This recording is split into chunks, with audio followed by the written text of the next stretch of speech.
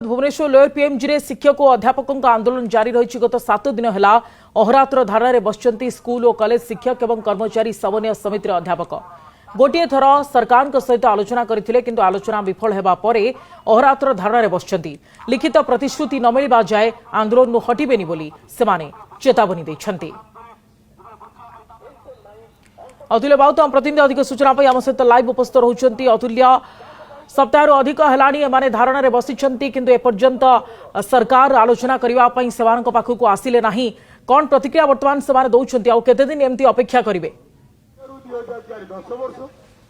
बिल्कुल देखो आलोचना पर आलोचना होउछि विधायक मध्य सरकार दलर विधायक मध्य आसीथिले आलोचना पई किंतु आलोचना रे कोनोसी निष्कर्ष बाहरी पर नै।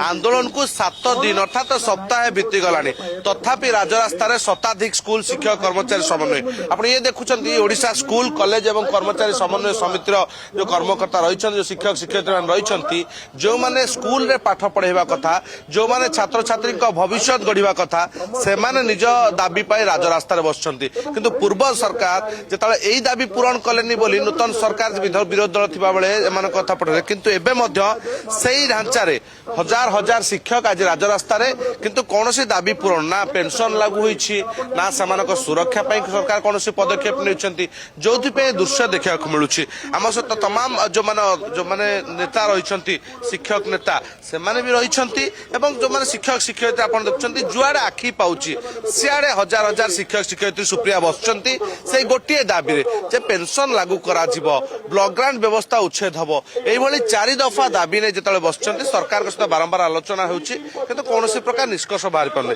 सर आज पर्यंत 7 दिन घटीगला 7 दिन पर कौन से निष्कर्ष बाहरी पारला नहीं कौन सर कहीं सरकार से उदासीन नुहति कि शिक्षक शिक्षयित्री मान प्रति कौटी ना कौटी देखा जाउची राज्य सरकार विरोध दल थिला बेले अनेक गप अनेक कहानी हमको कहिथिले हमर विश्वास जीति थिले एबे आमे 2 वर्ष धरी क्रमागत भाव में राज्य सरकार सहित आलोचना जारी रखिथिलु बंधुत्वपूर्ण भाव में लड़े भी करूथलु। एबे राज्य सरकार अनुभव करि पाउ नांती ए गांधी मार्ग रे 5000 ऊर्ध्व शिक्षक कर्मचारी माने आज को 7 दिन धरी अहोरात्र वर्षा आउ खरा दिन राति एकाकार करी अनुदान पेंशन नियुक्ति पई राज्य सरकार पाखे निजर दाबी उपस्थापन करुछंती। राज्य सरकार ये 7 दिन भितर आम सहित 4 थर आलोचना करिसंती।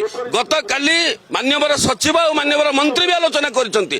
कोठी ना कोठी ये समस्या समाधान करबा पई निर्भर प्रतिश्रुति दउनांती से कहउछंती। गत काली माननीय विभागीय गणशिक्षा मंत्री कहिले जे आमे 4 मास भितर चेष्टा करिवु से कहउनांती आमे 4 मास भितर ये समस्या को समाधान करिवु। तेणु कोठी ना कोठी ओडिशा स्कूल कॉलेज शिक्षक कर्मचारी समन्वय समितिर 50,000 ऊर्ध्व शिक्षक कर्मचारी माने राज्य सरकार को विश्वास को न नहीं ये गांधी मार्ग रे तांकर आंदोलन जारी रखिबे जेपर्यंत राज्य सरकार अनुदान संपर्क रे विज्ञप्ति प्रकाशन करिसंती पेंशन संपर्क रे एक नीतिगत निष्पत्ति नहीं नांती एवं 4000 ऊर्ध्व विद्यालय रे नियुक्ति प्रक्रिया आरंभ करनांती से पर्यंत ओडिशा स्कूल कॉलेज शिक्षक कर्मचारी समन्वय समिति आंदोलन जारी रखिबो। ये आंदोलन दरकार पहले गांधी मार्ग गाँ को जीवो कहीं माँ जन शिक्षयित्री बसुंट माँ कहीं आवश्यक सरकार जो नेता माने को ना को शिक्षक शिक्षयित्री पाठ पढ़ी आज नेता होती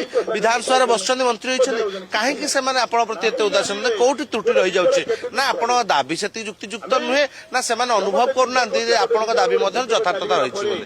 मु निश्चित भाव में कहबी जे दाबी संपूर्ण भाव में युक्तियुक्त किंतु आमे दाबी युक्तियुक्त कले जदि आमर मंत्री महोदय जदि सेटाकू निरविच्छिन्न भाव में आलोचना तर्जमा आउ तार कोनोसी निर्यास न दे पारिबे ताले जदि आमे युक्तियुक्त मन कले भी तांका पाखरे युक्तियुक्त नुहे। आलोचना तो होउची मंत्री तो कहउछन आपण आमे चेष्टा करबा आपण सभापति को 4 मास भीतर आमे चेष्टा करछ आपण नहीं जदि आमे से जो निर्यास मंत्री महोदय आमको बारंबार दौचंती जे मते लागुछि जे ए जो 30 वर्ष हैला शिक्षक शिक्षयित्री तापरे खटिकी ଟଙ୍କାଟେ ବି ପାଉନାହାନ୍ତି ତାଙ୍କ ପିଲାମାନଙ୍କୁ ଚାହିଁଲେ ବି କୌଣସି ଭଲ ସ୍କୁଲରେ ପଢେଇ ପାରୁନାହାନ୍ତି କି କିଛି କରିପାରୁନାହାନ୍ତି।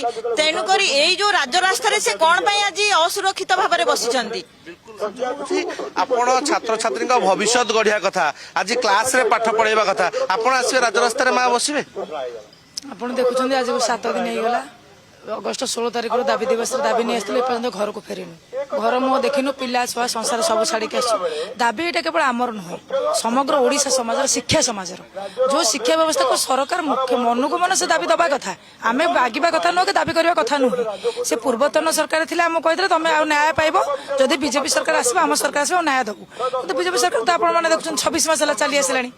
ପୁଣି ଲୋକଙ୍କ ସରକାର ପୁଣି ଆମେ ଆସିଲେ ଦବୁ, ତାହେଲେ ଆସିଲା ବୋଧେ 26 ମାସରେ ଆସିଲା ପରେ ବି ଆମର ଗୋଟିଏ ଦାବି ବି ଏପର୍ଯ୍ୟନ୍ତ ପୂରଣ କରିନାହାନ୍ତି। ତେଣୁ ଏ ଦାବି ପୂରଣ ହେଲେ ଆମେ ରାସ୍ତାରୁ ଯିବୁନି, ଦାବି ପୂରଣ ହେଲେ ବି ଆମେ ଉଠିବୁ। ଏଇଟା ହଉଛି ଆମ ନିଶ୍ୱାସ। ଆପଣ କଣ ଅନୁଭବ କରୁନାହାନ୍ତି ଏ ଲୋକଙ୍କ ସରକାର ବୋଲି? ଲୋକଙ୍କ ସରକାର ବୋଲି ମୁଁ ଅନୁଭବ କରିବି। ମୋତେ ବୟସ ହେଲାଣି 57 ଏଜ୍, ମୁଁ 30 ବର୍ଷ ହେଲାଣି ସେଇଭଳି ଦୁଃଖ ଦର୍ଦରିତ ଅବସ୍ଥାରେ ରାଜରାସ୍ତାରେ ପଡିଛି ଆସିକିରି।